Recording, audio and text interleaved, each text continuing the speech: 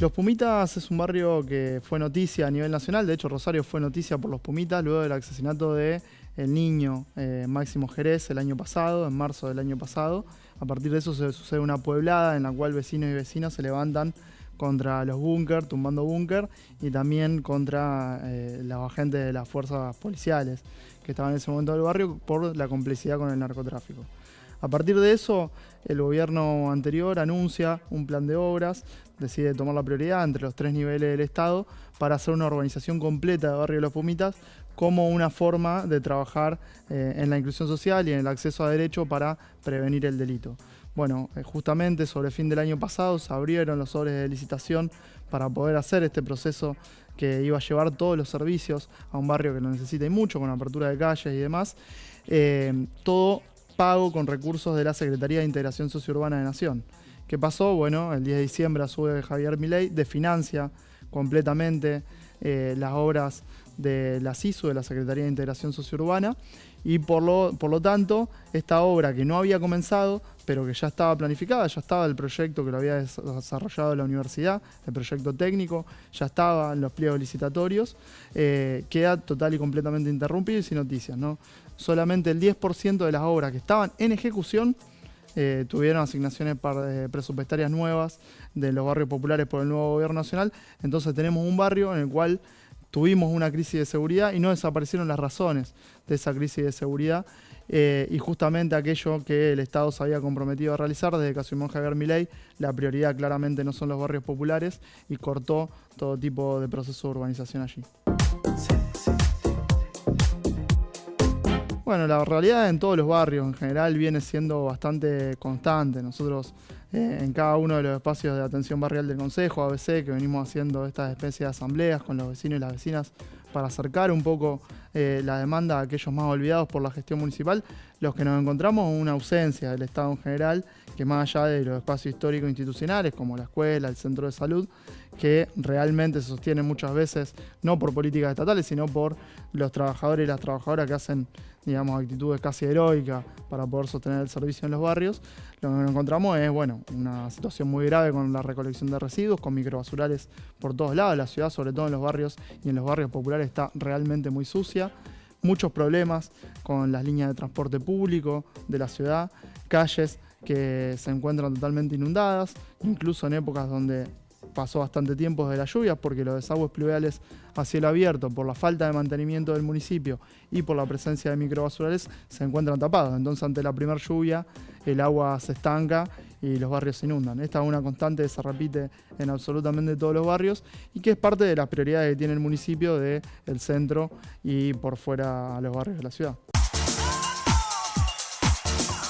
A partir de un diagnóstico que veíamos de forma presuntiva cada vez que recorríamos alguna parte de la ciudad, que es que la ciudad está sucia, abandonada, que hay un montón de basurales por la ciudad, decidimos tener un diagnóstico pormenorizado. Por eso, junto con la Fundación Igualar, encaramos un relevamiento de microbasurales y descubrimos que la ciudad tiene 270 microbasurales que se mantienen de forma relativamente estable. Son unos 25.000 metros cuadrados, 2,5 hectáreas, un poquito más, de basura que está de forma fija en la vía pública de la ciudad y que,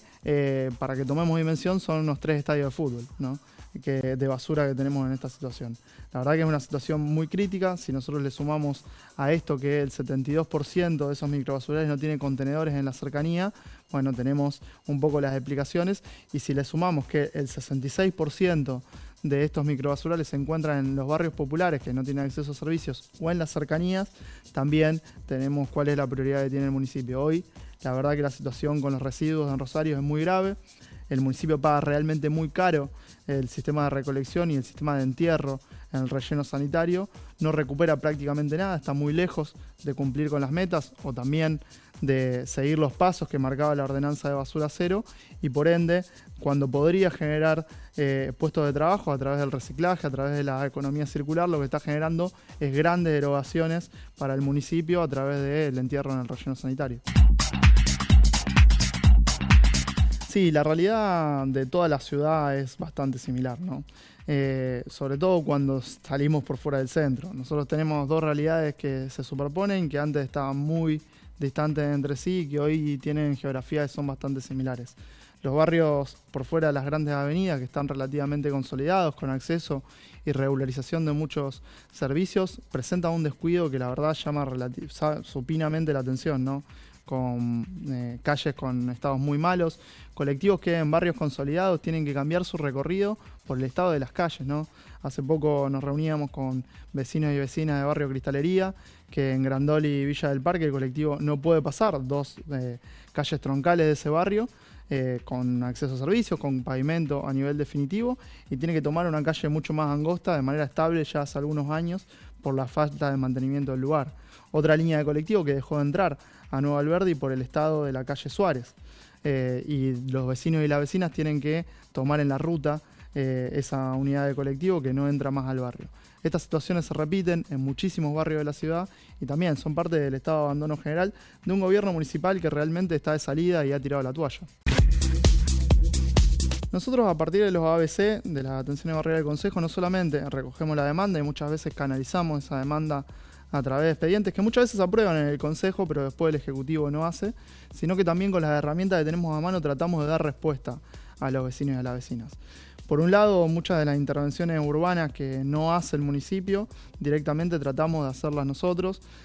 Con cuadrillas solidarias podemos hacer, por ejemplo, el emprolijamiento o la desobstrucción de desagües pluviales para garantizar que algunos barrios no se inunden. Obviamente esto es aportar un granito de arena porque no hace una diferencia en términos estructurales más allá de los vecinos de esa zona en puntual. Y, por ejemplo, otra situación que se nos ha sucedido es en Villa Oculta, que es un barrio que ha crecido muchísimo en los últimos meses. Había un una problemática ahí de los vecinos acerca del desalojo. Entonces,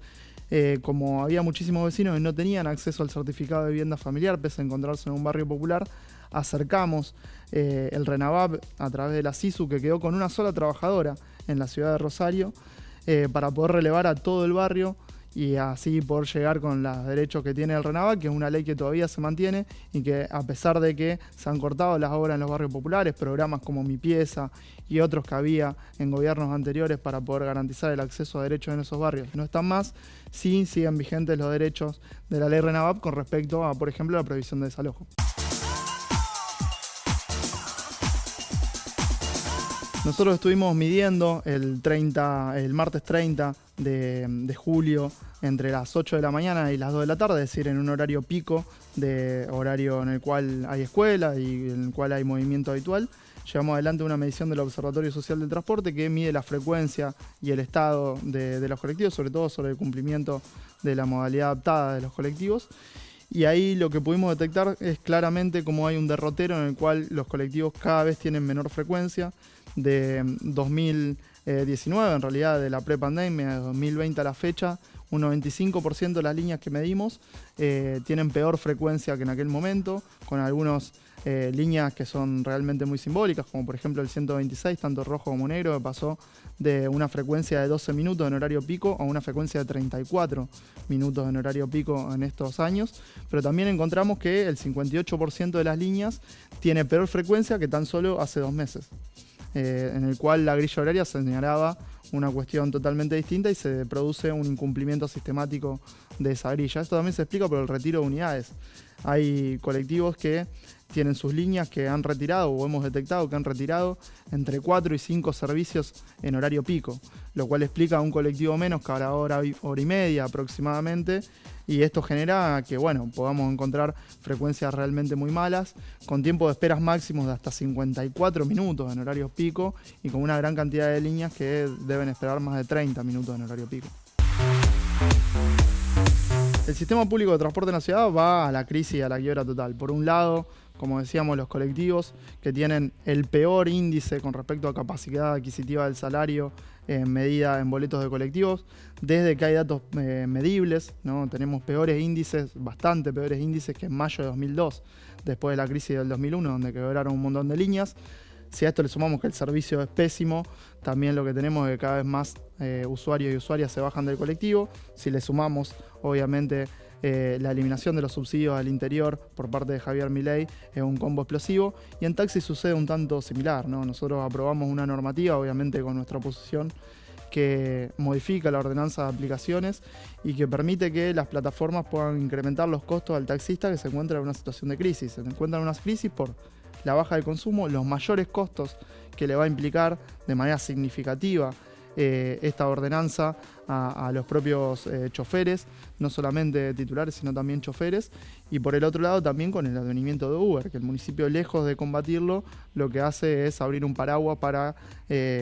soliviantar esa situación y tolerar algunas situaciones que realmente son insólitas. Plantea de que Uber es un servicio ilegal, pero tolera de que en Avenida Pellegrini, en los carteles luminosos, Uber haga propaganda, ¿no?, en la vía pública de la ciudad. Entonces hay un doble discurso que va hacia la regularización de una situación que es el Estado deja de intervenir en el transporte de los rosarinos y las rosarinas y lo entrega a grandes multinacionales privadas.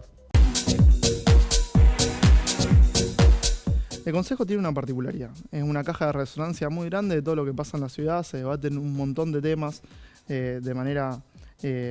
muy consecuente con la realidad que sucede en la ciudad de Rosario, pero también tiene un contraste muy grande con lo que se termina aprobando y con lo que se termina ejecutando, ¿no? La verdad que lo que ha pasado en los grandes temas de la ciudad es que el oficialismo impone su mayoría automática sin la posibilidad de escuchar siquiera a los planteos de la oposición y aprueba medidas que son muy contrarias a los intereses de los rosarinos y de las rosarinas. Esto se hace básicamente en defensa de un gobierno municipal que la verdad es el peor desde el retorno a la democracia, pero por lejos, y que está francamente de salida. Es un gobierno que ha dejado de garantizar servicios mínimos, decíamos la situación de microbasurales, la situación del transporte, dando cuenta de un estado de abandono general de la ciudad que es muy grave y que se traduce en esto, ¿no?, en un oficialismo que se cierra sobre sí mismo y se alinea con el gobierno nacional trasladando el costo del ajuste a los servicios que necesitan los rosarinos y las rosarinas.